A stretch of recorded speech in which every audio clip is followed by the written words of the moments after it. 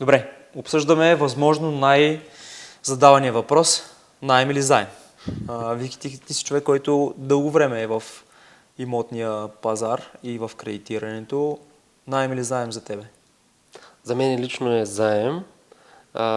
Бил съм под наем, съответно след това съм си купил по-голям имот.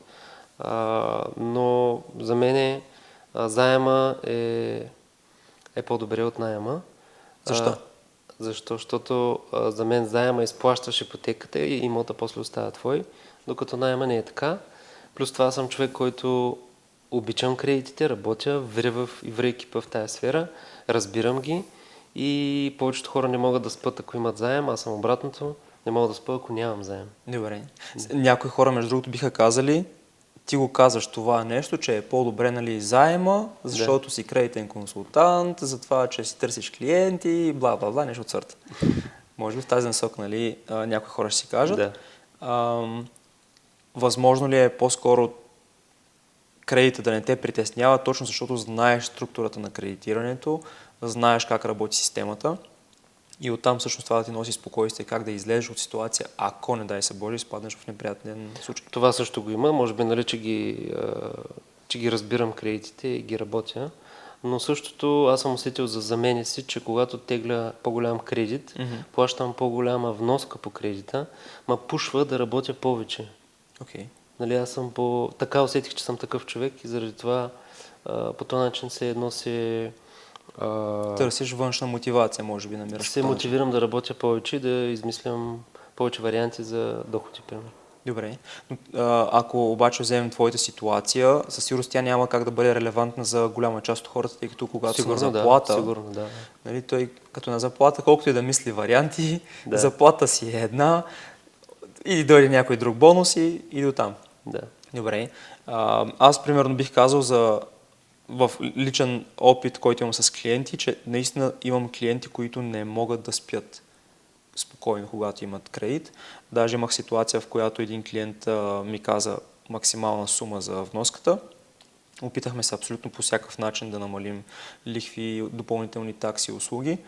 И в крайна сметка вноската за кредита му беше примерно с 10 или 20 евро или лева, вече не помня, отгоре над това, което той може да си позволи. Имахме сигурно половин час разговор, в който аз да го успокоявам, че е абсолютно окей, нормално. Нали? Едни 10-20 отгоре да ти е над вноската. Той просто не можеше да го приеме. Беше супер неспокоен. Не може да си представи да има такава голяма вноска на това, което вече ментално си беше поставил. Да. Така че не винаги заема е най-добър, бих казал. Не винаги наема е лош. Тук може би трябва да разбием концепцията на този въпрос, защото аз според мен лично този въпрос е много грешно зададен и най-често, може би, брокери, не си сърдете, но брокерите най-често го поставят пред клиенти, само и само да могат да оправдаят това, че те ще получат определена комисиона за услуга, която ще предоставят. Чувал ли си фразата "не изплащай ипотеката на твоя наемодател"? Да. Нечий наем изплаща нечий заем. Добре. Да. Кога е плюс всъщност наема? Плюс е наема, когато може би си не семейен за мен, когато работиш от вкъщи, нали, ако си по-свободолюбив и обичаш да пътуваш, може би тогава е плюс наема. Може да не се съглася с първото, което каза. Добре. Когато не си не е семейен. Добре. Знаеш защо? Защото, примерно, аз ако съм на 23-4-5 години, имам сравнително добър доход, т.е. мога да си позволя добра ипотека. Аз лично, примерно, за себе си бих се вкарал в ситуация да купя имот, поради проста причина, че точно нямам отговорности. Нямам деца, следователно нямам по-големи разходи, нямам голямо имущество, което да загубя. Мога да си позволя риска, ако изпадна в ситуация, в която не мога да плащам кредита, банката дори да ми вземе имота, аз започвам на 0. Но започвам на 0 на 25, а не на 35-40 години, когато съм с дете, с жена и всичко останало. И тогава вече може би малко по-странна ситуацията. Добре. Ако мога да добавя за наема също, понеже много хора казват, задължително трябва да си купим жилище, преди да си направим дете. Когато имаш 2-3 деца, задължително, нали, трябва да е наше собствено жилище. За хората, поне които са в София, понеже аз живея в София, знаеш, там трафика е ужасен. А и не само в София, и в Пловдив също, и в някои други, нали, градове. И в Бургас е ужасен лятото. Лятото, да.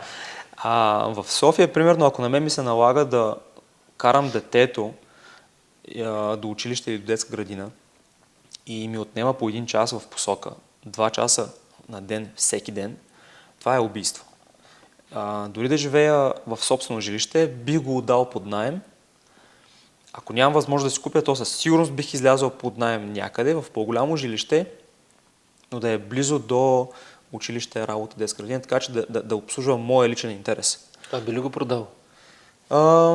Зависи от ситуацията, да. Зависи от ситуацията, защото сега при нас е по-лесно, ние следим постоянно пазара с кредити и с имоти. Ако излезе добра обява на добри цени и продажбата на сегашния ми апартамент би ми позволила хем да вляза в самоучастие, хем да ми останат пари за някакъв по-малък апартамент, който да пускам под наем, бих го направил. Но ако е примерно имот, който съм взел преди 3-4 години, все още изплащам ипотека, оценката му няма да се повишила с толкова, по-скоро бих го оставил под наем, да се изплаща сам, аз бих си излязъл под наем. Много често, между другото, хората, когато си кажат, не, няма да взимам нищо под наем, затварят огромен пазар от търсене. Защото, по-скоро огромен пазар на предлагане, защото на пазара за наем има страхотни имоти, на много добра локация, много добре обзаведени и ремонтирани, на сравнително добър наем и ако имота под наем обслужва моя интерес, защо да не? Това е, нали, моят начин на мислене. Със сигурност човек не трябва да робува на жилището си. Нали, аз ако живея в единия край на София, работата ми или детето ми учи в другия край, това е моето жилище, което съм купил, със сигурност не бих стоял. Аз поне така го гледам. Аз казвам на повечето клиенти, не си представете, че 30 години ще живеете в този апартамент. Защото всичко се случва. Може да се родят още 2 деца, може да трябва някой родител да дойде при вас да живее. Така че не си представяте, че това ще е 30 години. Също, което казваме, средния ипотечен кредит се изплаща за 17 години. Не означава, че ви ще го плащате 30 години. Плюс това парите се обесценяват. Това го виждаме ежедневно. Особено след като сме приели еврото. Да. Виждаме вече как. Наемите изведнъж станаха, както бяха в лева, станаха в евро. Абсолютно, да. Но кредитите не са така. Факт. Възможно ли е този начин на мислене, че видиш ли, купили си апартамента, всичко остава в този апартамент, да идва заради нашите родители, понеже едно време първо да си купиш апартамент не е било толкова лесно, колкото сега. Да. Със сигурност доходите не са позволявали жилища, както примерно сега. А и да не говорим, че предлагането на жилища не е било каквото е в днешно време. И т.е. нашите родители са ни казали, купи си жилище, защото ще ти е единственото жилище, както е било при тях панелката. Да. Но истината е, че в днешно време не малко хора имат повече от едно жилище дори. Най-вероятно едно отдават под наем или пък за децата си, друго си живеят в тях. Просто размисъл в тази посока. Да. Кога заема е лошо нещо?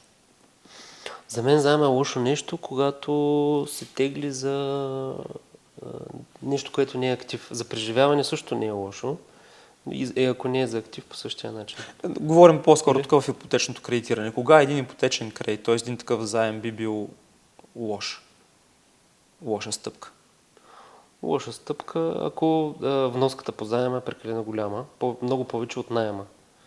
Според мен повечето пъти, когато клиенти теглят кредити, или вноската е колкото наема, или е малко по-малка. Но ако се надскачат и вноската е доста по-голяма, отколкото е наема, тогава според мен не е финансово обосновано.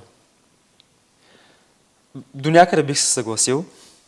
До някъде. Примерно имам клиенти, които казват, искам да го изплатя за 10 години, искам кредитът да ми е за 10 години. И аз им казвам, вноската ще е 2000 евро. Помислете си, вие си имате деца, нали, трябва да гледате деца, съответно помислете за почивки, дали ще ходите на почивки, ако нещо случи с колата, нова кола трябва да си купите, нали?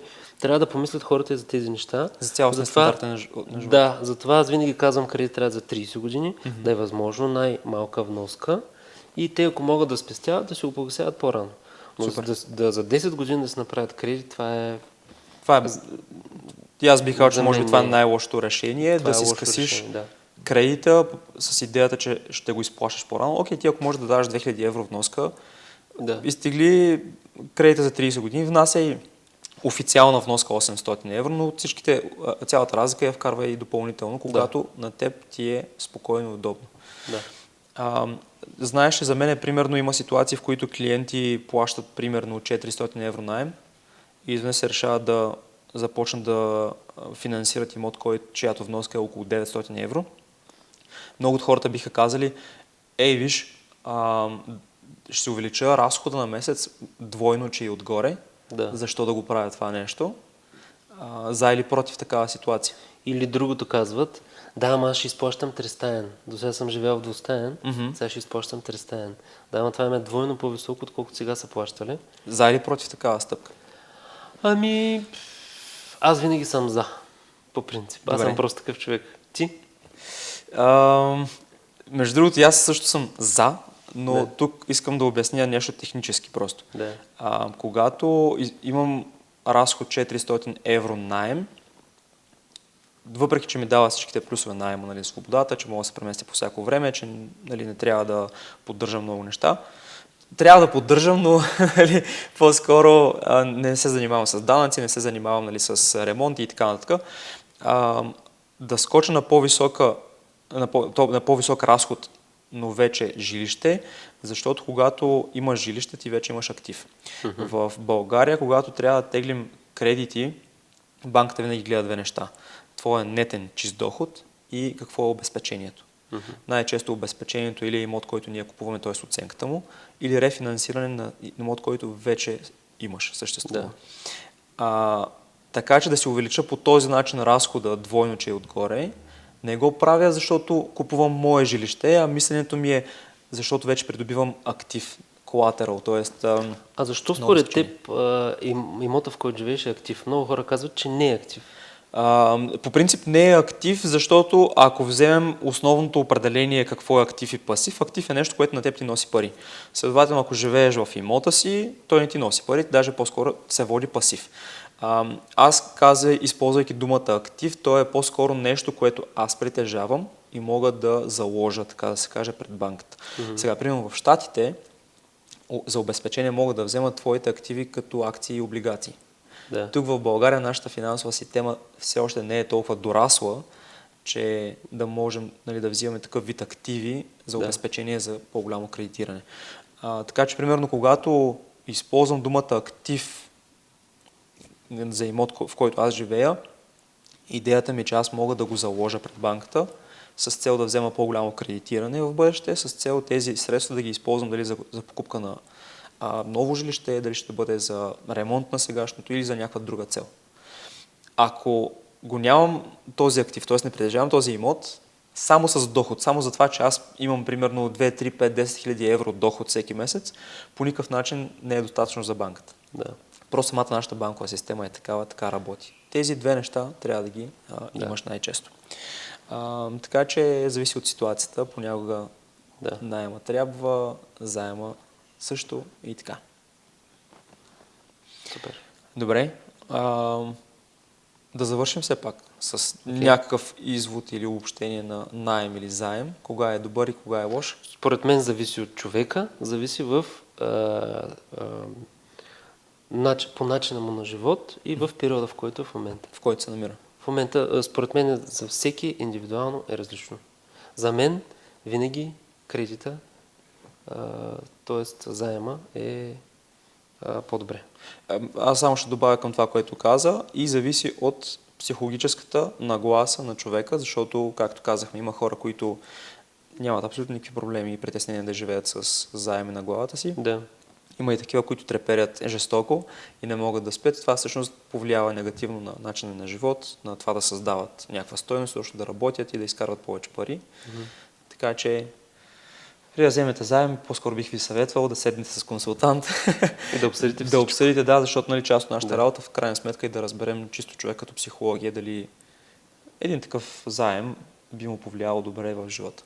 Точно така. Супер. Добре, в следващия епизод за какво ще говорим? Ще говорим за панелките. Ще говорим просто да ни следват.